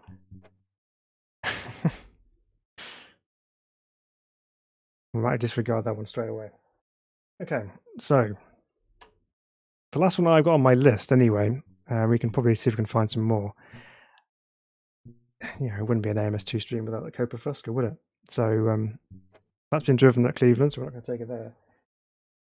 This one, where's this one going? Okay, this one is a bit of a surprise because it's not a circuit that's unpopular. Just maybe this particular version of it. So Daytona Road Course, popular circuit. People love driving around Daytona Road. But about the NASCAR road circuit, so pretty much exactly the same, albeit with an extra chicane thrown in right at the end of the lap. And again, no records, so let's go to the lap time with our lovely little Fusca. Now, I know Funky's a big fan of the Fusca now. He's all over it. I know a few of you guys have really enjoyed driving this as well, since we've been doing some events with this. And there's been talk, there's been some rumours flying around that potentially there may be a Fusca League on the cards. So if you want that, if you want to have a bit of an organised league driving the Copa Fuscas at various different circuits, let us know. Let us know in the comments, and if we get enough interest and enough comments, we'll make it happen. Because you guys seem to like the Fusca now, so let's see how it goes around Daytona. So obviously we're getting we get a bit of a run up here. Funky is here, don't worry, it says the modders will give us a light aircraft soon. For Cleveland, yeah. Right, NASCAR chicane, big sausage curbs, uncontrollable Fuscas, and we're through. Now we know where we're going, so we can focus on hustling our little Copa Fusca around Daytona Road Course. Right, down to turn 1, on the brakes. We'll get on the brakes a little bit later. I'm going to leave it in third gear, slide it through here.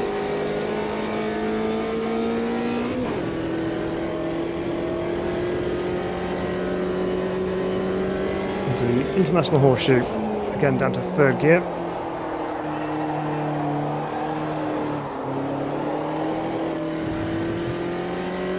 Yeah, through there. Nicer balance to this particular Fusca than the Hot Cars version we tried at the very start of the stream. This one is a bit more forgiving and more playful.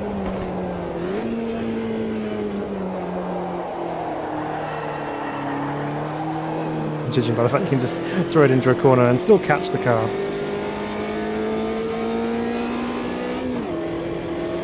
Okay, down to the second of the hairpin. This time we're going to be joining the banking. Need to get it slowed up a little bit more. It's over-rotating. Raymond, Daytona road course and Fusca, best combo ever. Yes, Raymond's on board. Third gear is the only gear in the Fusca. It is. You don't really touch anything else other than third gear. Oh, we were in fourth here purely because we have some straights to deal with. I don't think there's a fifth gear, is there? No. Right, number 2 board, hard on the brakes. And to third gear, and try and thread it through the bus stop.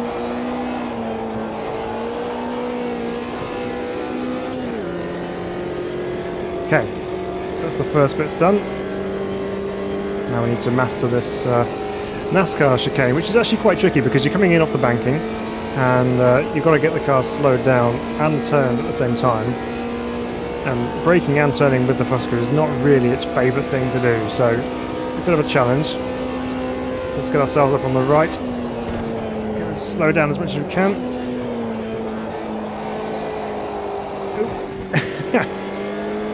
We'll use the sausage curbs to scrub off a bit of speed for us. And across the line we go in at 2 minutes 39.664. Plenty more meat on that bone.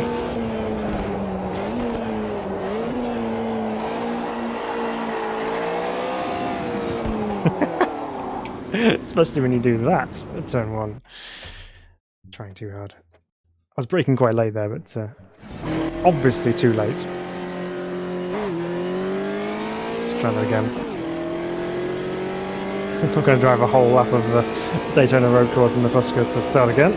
So make use of the restart button.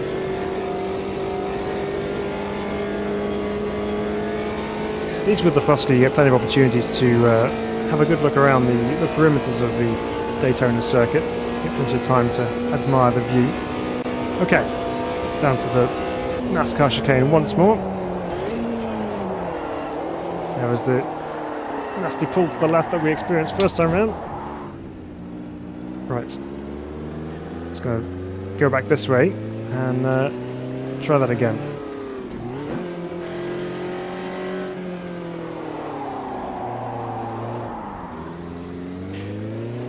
Here we go.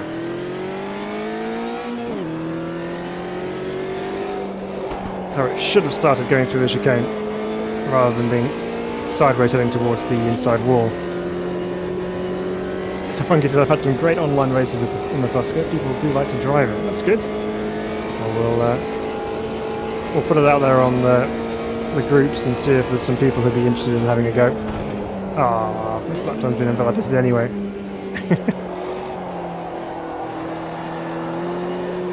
Never mind. We'll get some more experience of driving around the infield, shall we?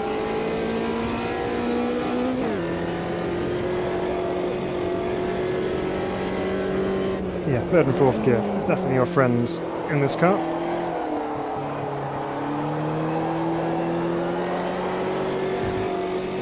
So balancing through the corners.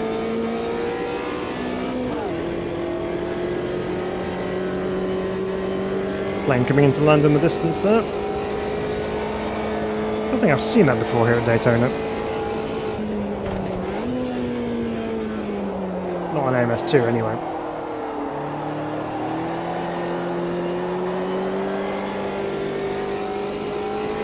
There's so much track to play with.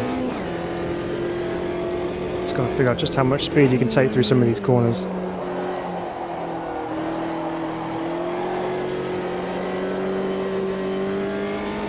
And run onto the back straight. Not that this lap's going to matter anyway because it's already been invalidated by me driving the wrong way.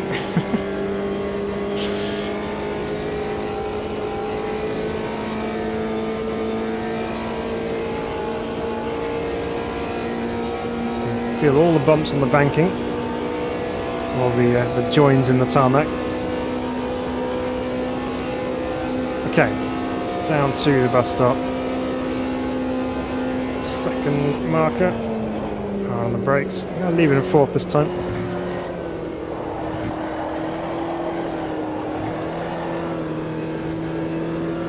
No, in between gears really, so fourth we got away with though. Wiper blades rattling away on the windscreen. Buffeting from such high speeds.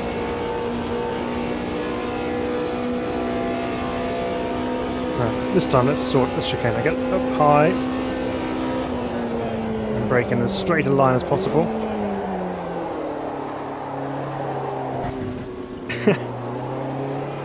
I need to brake earlier. Now we have no speed going into over the line.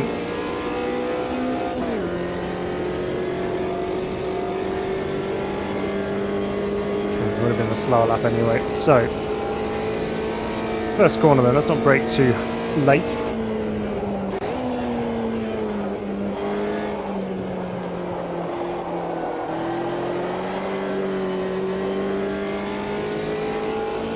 Really slow through there then. Sometimes slow is fast.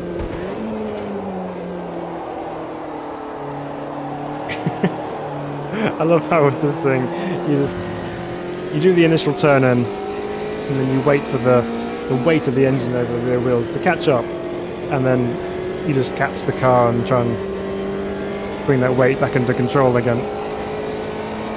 You can just feel it go really heavy all of a sudden in your hands.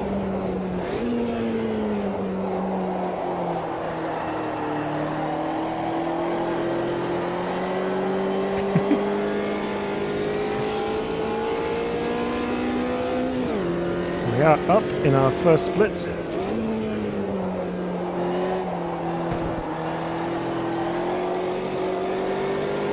There we go, better run onto the banking this time.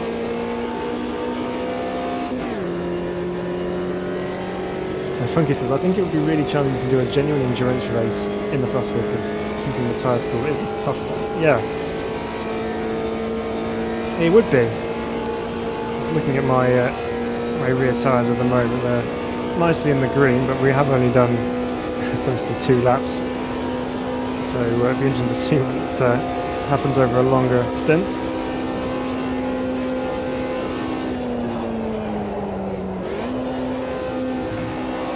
Third this time.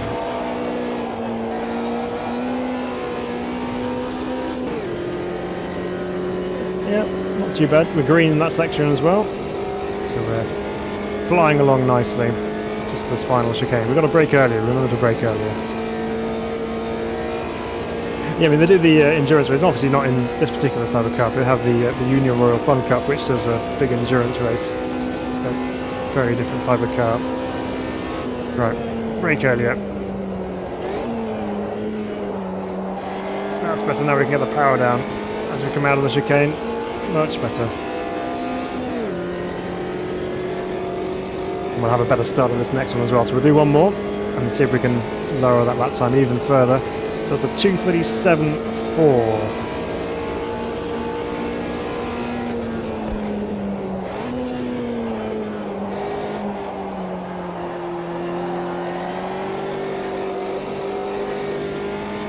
Front tyres have actually gone to a bit of a shade of blue. It's just not getting used very much on the banking.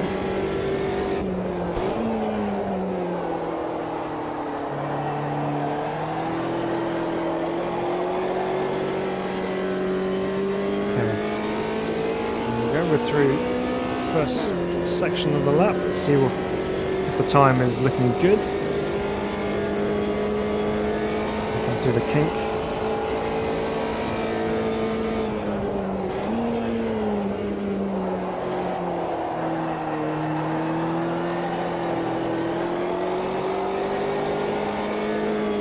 Showing green so far. Yeah, we are. We're up by a second as well.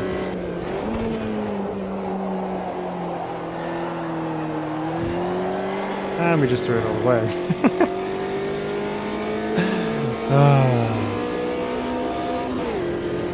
But again, it's a fun little combo. I mean, there's a fair amount of time when you spend not really doing an awful lot, but in the middle of the circuit and the chicanes and things, you do hang on to the car quite a bit, and it's fun to throw it around there. But as Funky says, it's funny, the Fusca is now one of my favourite cars in AMS2. And yeah, I'm glad to agree with you, Funky. It is actually a really fun car to drive. Pretty much anywhere you take it as well. Just chucking it into the bus stop. There we go. All revs. And it's a shame because this lap is, despite running wide, we're still 7/10 up. Well, that's going to count for anything by the end of this. I reckon we go one more. Let's try and beat him. I know we can beat that time, so let's keep it in bounds and try again.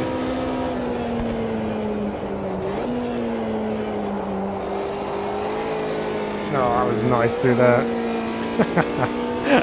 He went through there then. I hardly had any kind of steering input whatsoever. The car was just doing it all for me. Because you turn in and the car starts sliding, you just simply hold the wheel straight and it will come back to you. Right, down to turn 1 then.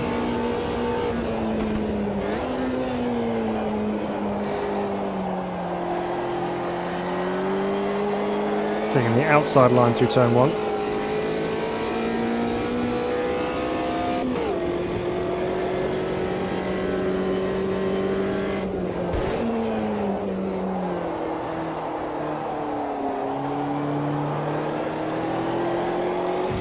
The throttle to get you around there.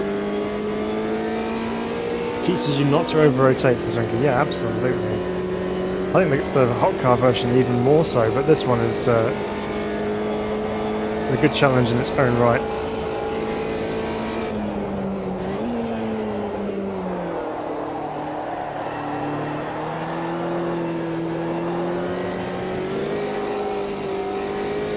I've slowed a little bit in the middle of the corner, but we are still up.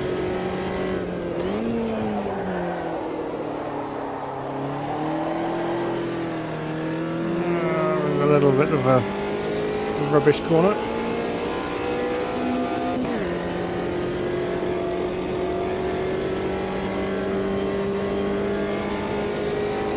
So yeah, so that time through we were just ever so slightly slower than our potential lap, but still a green sector, so it's good. Let's keep it together in the last couple of chicanes and see what happens. We can do that final NASCAR chicane the same way we did last time round. We should be looking good.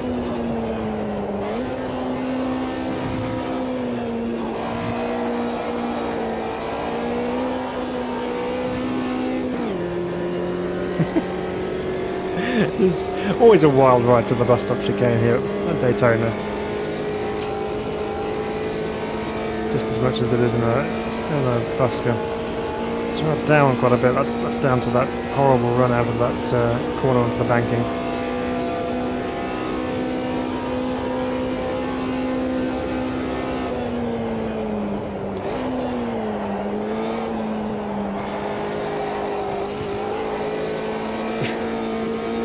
Not quite as nice as last time, but still carried some speed.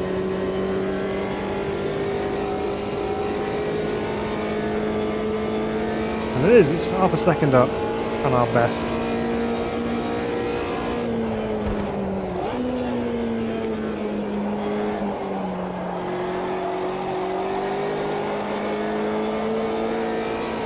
Let's go again. This time I want to get that corner onto the banking right, because so much time got thrown away there.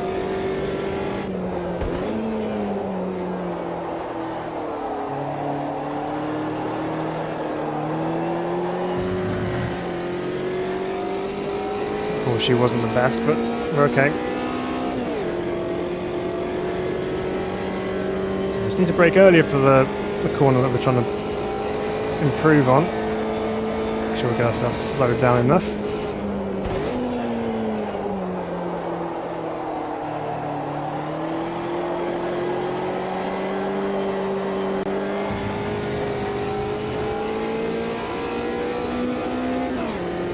Two tenths down to there. This is where we can make the time. better.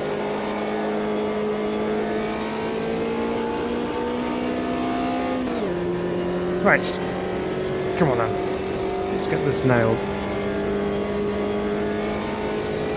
So in the previous lap, the sector we're in now was a 55.4. So we'll see what it's like this time around, having got that run out of that corner like we kind of wanted. Of course, we still got to get the bus stop right.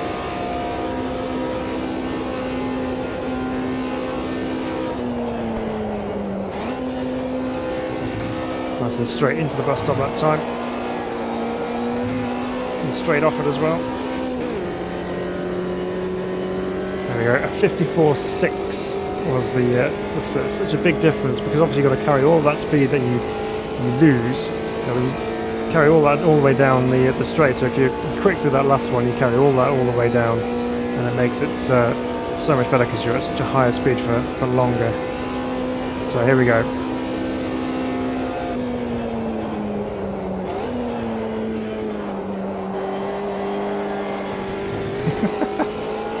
Ride that sausage curb. And drive for the line. Fusca focus. Yeah, focusing. Oh, we were actually... What were we? Were we slow at that time? It was a 2:35.6. Previous lap was a 36.2. So there we go. So we were quicker. I got confused then because the the lap time went all red on me. I was like, what? So yes, there we go. So that's the Fusca at Daytona. And the NASCAR chicane version of Daytona at that. So, fun little combo, that one.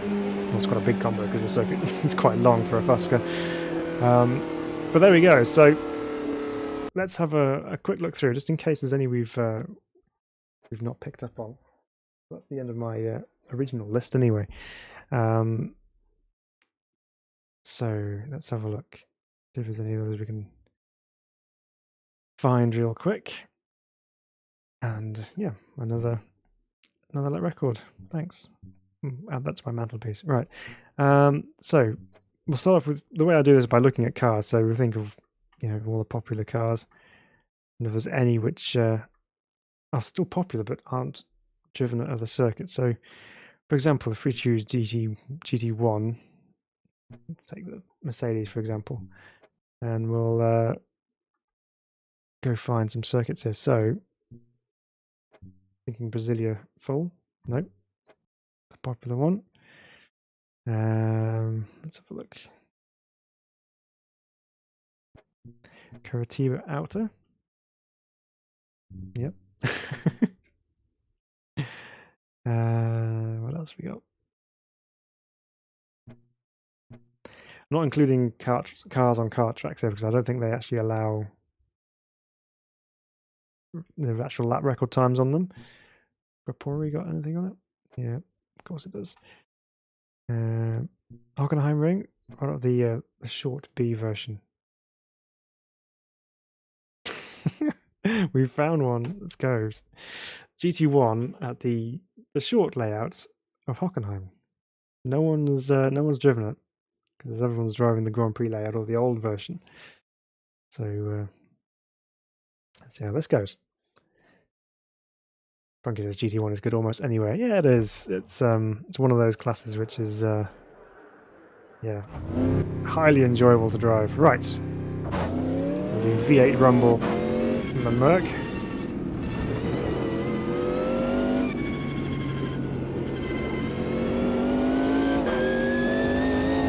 Oh, there's so much grip compared to the Fusca anyway. Right, down to turn one. Quick flick through here. So instead of going all the way up to the end here for turn two, there's some cones to tell you to turn right. And then we cut across the inside here, behind the paddock and pit buildings. And then... Ooh. Don't go that way. I was expecting to go through the chicane like you used to do on GT Legends, so this lap isn't exactly right, so we'll try again next time around.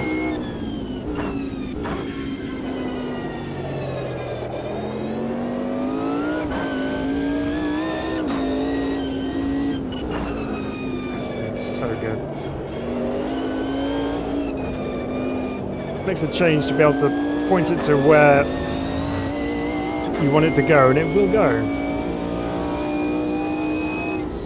Very different to some of the other cars we've driven this evening, with the exception of the Group C car. We have a lock-up on the way into turn 2. Sure sounds great. Yeah, it does, Raymond, doesn't it? It's amazing noise. It's faster there. This is a much tighter corner. And then you have a chicane out.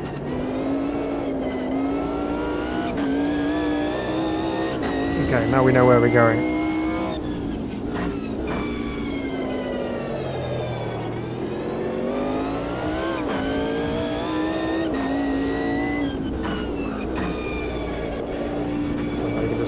Car turned in through the dip, the apex there. And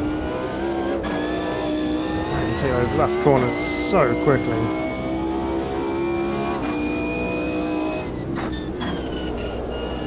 Oops. Too much of a cut on the turn 1.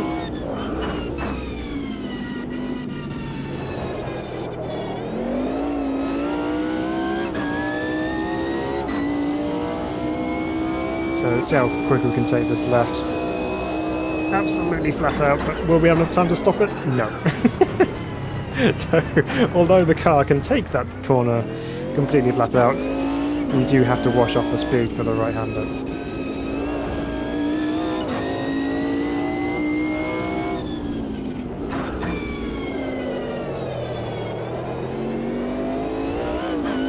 So that little experiment, let's try that again, but keeping it on track.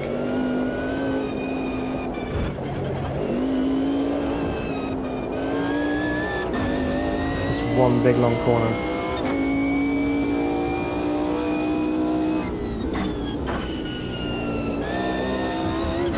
That's better. Right. The corner comes up at you very quickly, but because the brakes on the Mercedes are so good, it gets you out of trouble. Right. So sadly, a bit of a dab of brakes and a lift, and then hard on the brakes. And then just about got it stopped for that.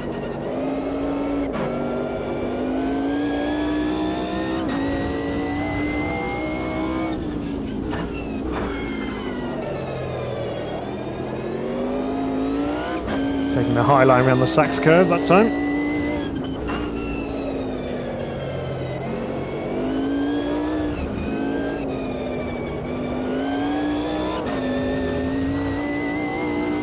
This should be a better lap, which it is.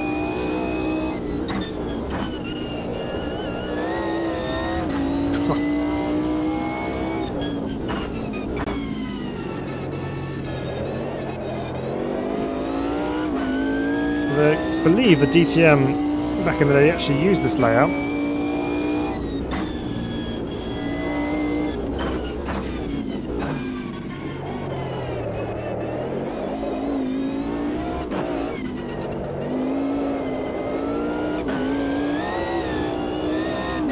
Bit of wheel spin as the car lifted up on the curb on the inside.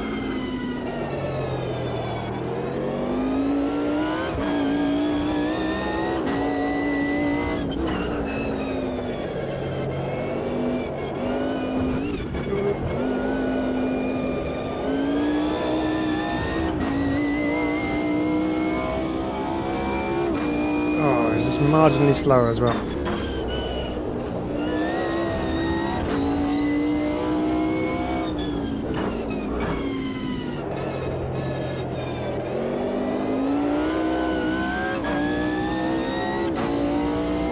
We're up slightly. Let's see if we can keep that going.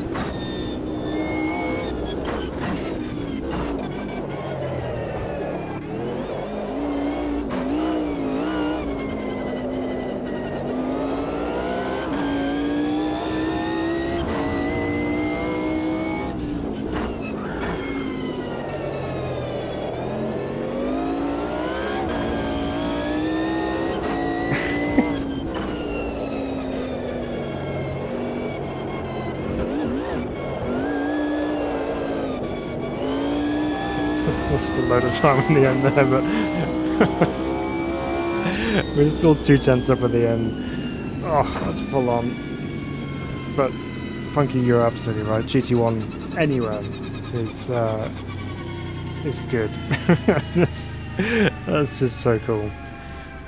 What a thing. It's just so capable, this car. It really is. It's just ridiculously quick around corners and in straight line as well.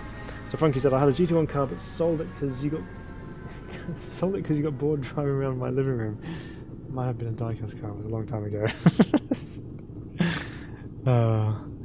Yes, to own a GT1 car would be amazing. Right. So there we go. That pretty much wraps up our unusual or unpopular car track combos for this evening.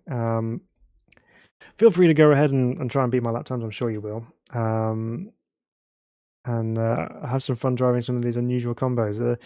Sometimes it's good to do something a little bit different in terms of what you drive, rather than just simply going back to the same old car track combos that you always do. So it's nice to try up some different things, and you never know, sometimes you find something which works, like the Group C car at Virginia Patriot Circuit. Brilliant, so much fun. So yeah, it's always worth a go to try and find something else fun to drive. But I really enjoyed that. That was good fun. I hope you enjoyed that too. We will see you again next week for another live stream on Saturday. And once again, we'll do our very best to get a video out to you during the middle of the week. We have some ideas in mind, so hopefully we can get a video out to you this week. But until then, take care of yourselves. Thank you very much for joining us this evening. It's been great to have your company. Thank you for following along with our mad combos here, and we will see you very soon. Take care of yourselves. Bye-bye for now.